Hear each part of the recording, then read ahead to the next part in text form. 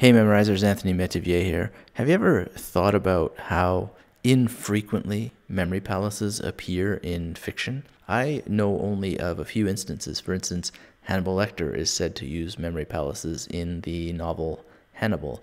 And apparently, I haven't read the book yet, but in Stephen King's Dreamcatchers, memory palaces are featured. There's other related things, like there's a movie called Memento that is deeply about memory and it involves exploring locations and so forth.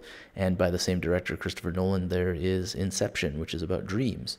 But in terms of actual fiction that is deeply involved in memory palaces, I'm not really aware of anything.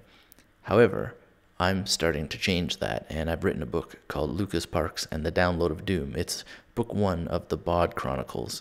And, well, to be perfectly upfront, it doesn't use the word memory palaces in the story itself. However, if you know what a memory palace is, you'll instantly and immediately pick up on this idea and how it's being used and how it's being built. And since this is book one of the Baud Chronicles, you'll see how it develops throughout the series, and actually the word appears in book two.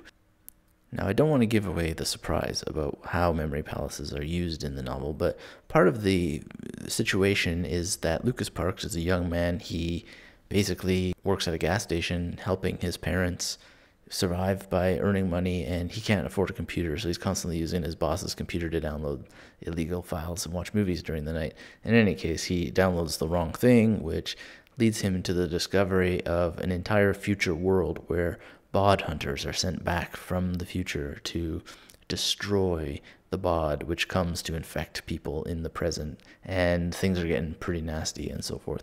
So in any case, he has to learn certain mental techniques, and these mental techniques have been developed because in the future, there is no more human-computer interaction. Humans don't have the ability to rely on computers anymore to store information, so they have to store it in their heads. So in the future, they have to develop mental techniques such as memory palaces in order to contain all that information.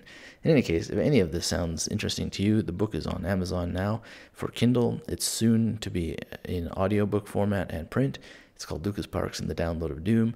And what's really cool is the interest has already been so high that it's, let's look here, number 77 in Cyberpunk and number 91 in metaphysical and visionary science fiction.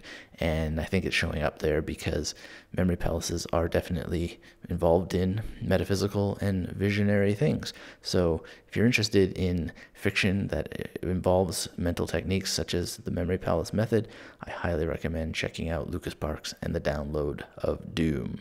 And of course, thank you for being a member of the Magnetic Memory family. Talk soon.